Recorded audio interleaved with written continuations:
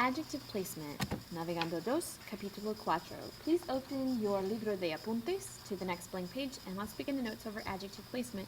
If you have any questions or need any additional information, you can check out the notes on adjective placement in chapter 4 of your Navegando dos textbook. Here we go.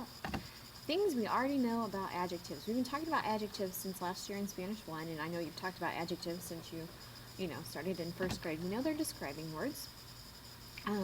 In Spanish, we know specifically that they match the nouns that they describe in gender and number. That's always the rule with adjectives. So it doesn't matter what we're doing with them, but they must match in gender and number. Adjectives in Spanish generally follow nouns. For ejemplo, la mesa azul. So if we want to say the blue table, in Spanish we say la mesa azul, and blue follows the word table. There are some exceptions, and that's what this set of notes is going to talk to you about.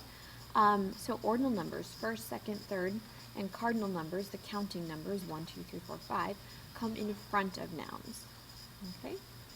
So la primera estudiante, the first student, or siete gatos, 7 cats. These are both cases where adjectives come in front of nouns. Demonstrative adjectives. We've talked about demonstratives before, and we know they also come in front of nouns. So, esta camiseta, this t-shirt. All right, new information about adjectives.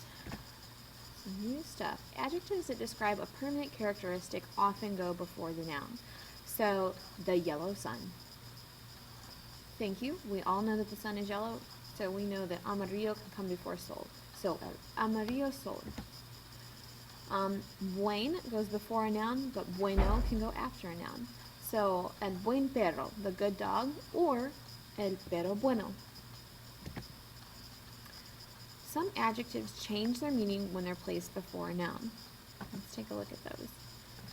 Some of our meaning changers, the ones you're responsible for this year, are viejo, it means old. Un viejo amigo, so when it comes in front, it's an old friend or someone you've known for a long time. When it comes after un amigo viejo, we're talking about age old. So if I said un viejo amigo mío, so my old friend, in that case would be somebody I've known since kindergarten. Versus un viejo amigo mío would be my friend who's 80 years old. That's the difference. Pobre is another meaning changer. We know it means poor. When it's used in front of a noun, it means to pity somebody. So the poor girl who's down on her luck. La pobre chica. Like, oh, she's having such a bad day, or she lost her wallet, lost her cell phone, whatever, something like that. When it follows the noun, la chica pobre, you're talking about her being financially poor, the girl who has no money. Número 3, mismo, it means the same. El mismo presidente, so the same president. El mismo presidente Barack Obama, the same president Barack Obama has served 2 terms. Versus when it follows el presidente mismo, we're talking about oneself. So el presidente mismo fue a la reunión. So the president himself went to the reunion, or went to the meeting.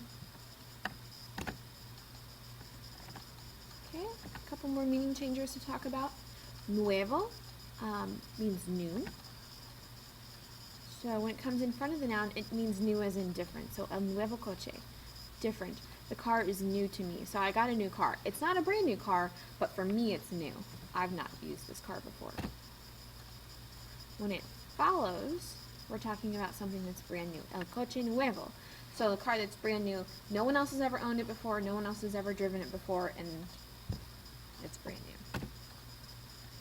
new. Okay. Grande, big. When grande is used in front of a noun, it's used as gran. You would never say el grande circo, you would say el gran circo. And it means great, so something good. Versus when it follows, el circo grande, we're talking about size here. Not quality, but size, so the big circus. All right, and that is all of the meaning changers you're responsible for right now in Spanish 2. So please make sure that you have all this information jotted down. If you have any questions, make sure you add those to your notes so that you can ask me tomorrow in class. Thanks.